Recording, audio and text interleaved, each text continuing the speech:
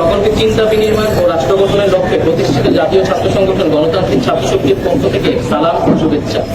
আজকের এই শুভক্ষণে বাংলাদেশে এক নতুন ধারা ছাত্র রাজনীতির উদ্বোধনে সকলকে স্বাগত জানাই।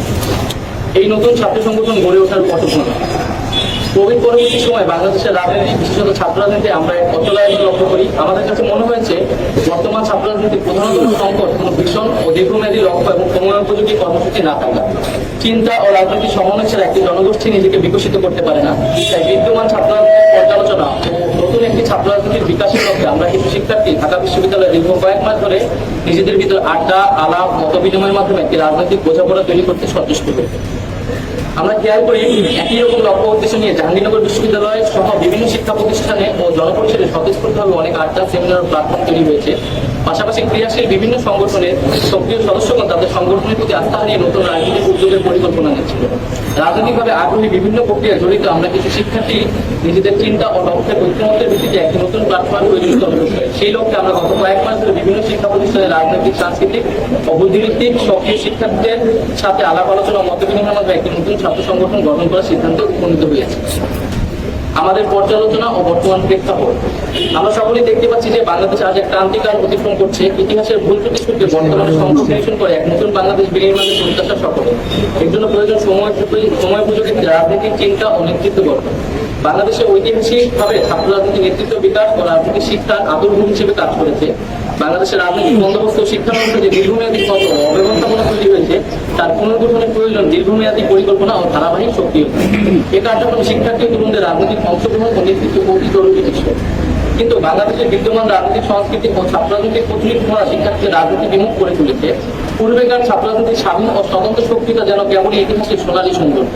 বর্তমানে আমরা একদিকে দেখতে পাই ক্ষমতা কেন্দ্রিক লেজুর ছাত্র রাজনীতি, অন্যদিকে রয়েছে পুরানা ভাবাদর্শী গণবিচ্ছিন্ন ছাত্র রাজনীতি। পাশাপাশি কয়েক দশক ধরে চলমান রয়েছে ছাত্র তরুণদের বিরাজনীতিকরণ প্রক্রিয়া। নাগরিক সমাজ ও ছাত্র রাজনীতির এনজিওকরণ তরুণদের রাজনৈতিক স্ফুরণকে ব্যাহত করেছে। সাম্প্রতিক সময়ে ভ্যাট আন্দোলন, কোটা সংস্কার ও নিরাপদ সড়ক আন্দোলন ও ডাকসু নির্বাচন ছাত্র রাজনীতির নতুন অনুপ্রেরণা তৈরি করলেও নতুন ভীষণ তৈরি করতে পারেনি। ফলে অধিকারের নামে ব্যক্তি স্বার্থ নিশ্চিতের পরে সেই মিছিল বিচ্ছিন্ন হয়ে যায়। অন্তঃশাসন্য ও চিন্তাবিহীন অ্যাক্টিভিজম কিন্তু সাময়িক উদ্যোগ তৈরি করতে পারলে কোনো রাজনীতি তৈরি করতে পারে না। ছাত্র রাজনীতিতে এখন শিক্ষার্থীদের একটি অংশ কেবলই ক্ষমতা সুসংহতকরণে ব্যবহৃত হচ্ছে, অন্যদিকে একটি বড় অংশ অরাজনৈতিক এবং ব্যক্তি স্বার্থকেন্দ্রিক কার্যক্রমে আগ্রহী। শিক্ষার্থীরা দীর্ঘদিন শিক্ষা প্রতিষ্ঠানে তাদের ভোটাধিকার প্রয়োগের মাধ্যমে নেতৃত্ব বাছাই করতে পারেনি। 2019 সালে ডাকসু নির্বাচন শিক্ষার্থীদের আকাঙ্ক্ষার বাস্তবায়ন ঘটাতে না পারলেও আমরা আশা করেছিলাম ছাত্র সংসদ নির্বাচনের ধারাবাহিকতা বজায় থাকবে এবং অন্যান্য ক্যাম্পাসগুলোতে ছাত্র সংসদ চালু হবে। কিন্তু প্রশাসন এ ব্যাপারে কোনো উদ্যোগ নিচ্ছে না এবং রাজনৈতিক সহাবস্থান না থেকে একটি গণতান্ত্রিক নিরাপদ ক্যাম্পাস পরিগঠন সম্ভব হচ্ছে। বরং আমরা লক্ষ্য করছি যে ক্যাম্পাসগুলোতে রাজনৈতিক পরিসর আরো সংকুচিত হচ্ছে। সামনে একটি জাতীয় নির্বাচন আসন্ন। বাংলাদেশের নাগরিকরা গত দুইটি নির্বাচনে ভোটাধিকার প্রয়োগ করতে পারেনি। নির্বাচনকে কেন্দ্র করে সরকার ও বিরোধী দল সমূহ জাতির সামনে নানান প্রস্তাবনা ও ইশতেহার হাজির করছে, কিন্তু এই সকল প্রস্তাবনায় শিক্ষা ব্যবস্থার পুনর্গঠনের বিষয়টি যথাযথভাবে প্রতিফলিত হচ্ছে না। একটি জাতির চিন্তা বিনির্মাণ ও জাতীয় মানুষ তৈরির প্রধানতম ক্ষেত্রটা হচ্ছে শিক্ষা। একটি রাষ্ট্র সমাজ কেমন নাগরিক তৈরি করবে তা তার শিক্ষা ব্যবস্থার মধ্যে প্রতিফলিত হয়। আমাদের শিক্ষা পদ্ধতিতে সমন্বয়হীনতা ও অব্যবস্থাপনা আমরা দূর করতে পারি না। উচ্চশিক্ষার নামে বিশ্ববিদ্যালয়গুলো সার্টিফিকেট বিতরণ কেন্দ্র হিসেবে প্রতিষ্ঠিত হয়েছে। পাশাপাশি শিক্ষা জীবন ও কর্মের সাথে জড়িত। সরকার শিক্ষিত তরুণদের জন্য দেশে উপযুক্ত সময়োপযোগী কর্মসংস্থান তৈরি করতে পারে। সরকারি চাকরি লাভ ও উচ্চশিক্ষার জন্য বিদেশ গমনই যেন এদেশের মেধাবী তরুণ তরুণীদের একমাত্র চাহিদায় পরিণত হয়েছে। অর্থাৎ গত 50 বছরে আমাদের শিক্ষা ব্যবস্থা নাগরিকদের মধ্যে কোন জাতীয় আকাঙ্ক্ষা তৈরি করতে পারেনি। তাই ধসে পড়া শিক্ষা ব্যবস্থার পুনর্গঠন ছাড়া রাষ্ট্র নির্মাণ প্রক্রিয়া ফলপ্রসূ হবে না। ভোটাধিকার, গণতন্ত্র ও ইনসাফ প্রতিষ্ঠার পাশাপাশি শিক্ষার পুনর্গঠনের দাবি তাই জাতীয় পরিসরে এই মুহূর্তে জোরালোভাবে আসা উচিত। রাষ্ট্র গঠনের গুরুত্বপূর্ণ আরেকটি উপাদান হচ্ছে সংস্কৃতি। ঐতিহাসিকভাবে বাংলাদেশের রাজনৈতিক সংস্কৃতির পিছনে সাংস্কৃতিক রাজনীতি নির্ধারক ভূমিকা হিসেবে কাজ করেছে। সাংস্কৃতিক রাজনীতি এখানে ভাবাদর্শিক পাঠদনকে ভিত্তি করে সমাজে বিভাজন ও বিভক্তি কায়েম করেছে। সাংস্কৃতিক দ্বন্দ্ব জাতীয় বিভাজন উন্নীত হয়েছে এবং রাজনৈতিক প্রশ্নগুলোকে আড়াল করে শাসক গোষ্ঠী বরাবরই এর ফায়দা উঠেছে।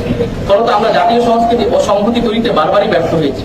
সমাজে বিভেদকামী শক্তিগুলোকে নিস্তেজ করে সকল ধর্ম, সম্প্রদায় ও জাতিসত্তার ভিতরে রাজনৈতিক ঐক্যমত গড়ে তোলার কাজটিতে নাগরিক সমাজ ও ছাত্র সমাজের ভূমিকা রাখতে না পারায় আমরা জাতীয় সম্প্রীতি নির্মাণ করতে পারিনি।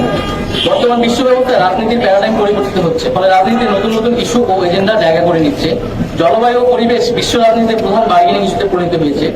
কোভিড-19 পরে জনস্বাস্থ্যের বিষয়টি রাজনীতি থেকে আলাদা করে বিবেচনা করার সুযোগ নেই। বাংলাদেশের রাজনৈতিক মহলে এই সকল বিষয়ে কোনো আলোচনা নেই, প্রস্তুতি নেই, কিন্তু অনিবার্যভাবে বাংলাদেশের রাজনীতি এই সকল ইস্যু হাজির হবে। আমাদের শিক্ষার্থী ও তরুণদের মধ্যে আত্মহত্যার প্রবণতা বেড়েছে। নিরাপদ সড়ক আন্দোলন আমাদের নগরের অব্যবস্থাপনাকে চোখে আঙুল দিয়ে দেখিয়ে দিয়েছে।